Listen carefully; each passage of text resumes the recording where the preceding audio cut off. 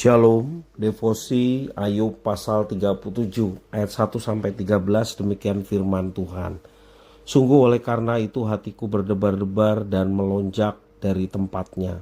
Dengarlah gegap gempita suaranya, guru yang keluar dari dalam murutnya. Ia melepaskannya ke seluruh kolong langit dan juga kilat petirnya di ujung-ujung bumi. Kemudian suaranya menderu, ia mengguntur dengan suaranya yang megah. Ia tidak menahan kilat petir bila suaranya kedengaran. Allah mengguntur dengan suaranya yang mengagumkan. Ia melakukan perbuatan-perbuatan besar yang tidak tercapai oleh pengetahuan kita.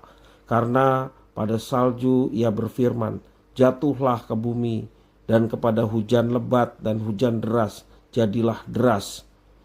Tangan setiap manusia diikatnya dengan dibubuhi meterai, agar semua orang mengetahui perbuatannya.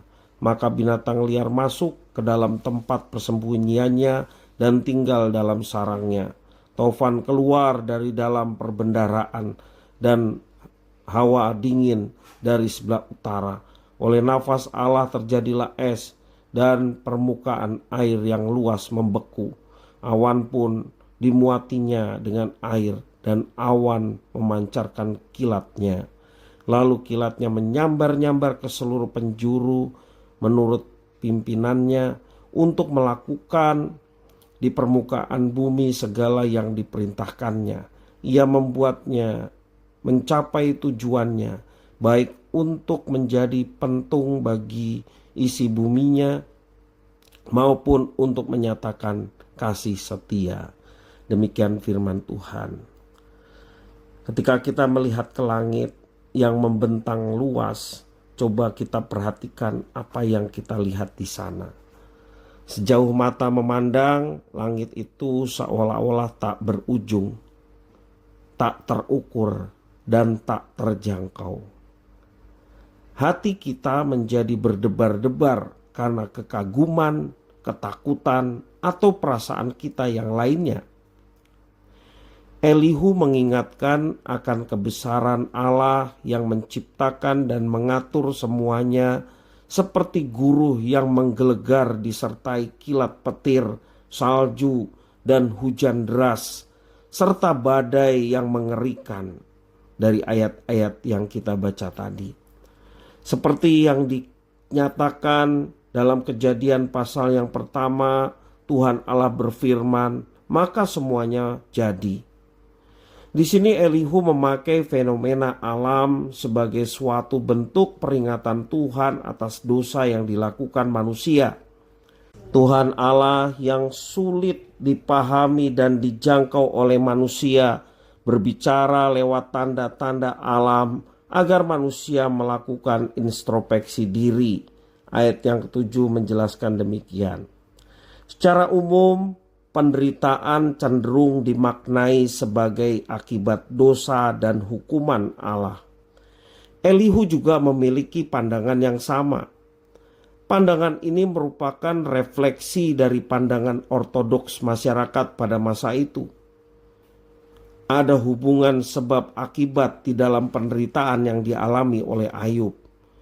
Menurut Elihu, penyebabnya adalah ketidaktaatan Ayub kepada Tuhan. Itulah tuduhan Elihu terhadap Ayub. Karena itu sangat wajar bila Tuhan murka dan memalingkan wajahnya dari Ayub karena dosa-dosa Ayub. Itulah asumsi, anggapan yang dinyatakan Elihu terhadap Ayub. Atas dasar itu Elihu meminta Ayub untuk memperhatikan keajaiban-keajaiban Allah. Dalam ayat 14 dikatakan demikian, berilah telinga kepada semuanya itu, hai Ayub, diamlah dan perhatikanlah keajaiban-keajaiban Allah. Itulah yang dikatakan Elihu kepada Ayub. Ia menasehati Ayub dengan menceritakan kebesaran dan keadilan Tuhan. Tertulis di dalam ayat 15-22. Berkali-kali Elihu mengatakan bahwa kebesaran Tuhan Allah tidak terselami oleh pikiran manusia. Ayub yang adalah manusia terbatas tidak akan sanggup memahami kuasa Allah. Tuhan Allah memang berdaulat atas segala sesuatu dan Ia mengawasi semua hal yang terjadi pada kita. Namun, bukan berarti penderitaan yang dialami umatnya semata-mata terjadi sebagai hukuman.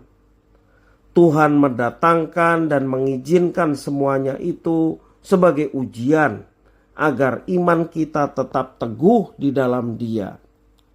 Ketika ujian hidup menimpa kita, pandanglah kebesaran Tuhan Allah kita. Percayalah bahwa Tuhan sanggup dan akan menolong umatnya dengan kuasanya tepat pada waktunya. Tuhan Yesus memberkati.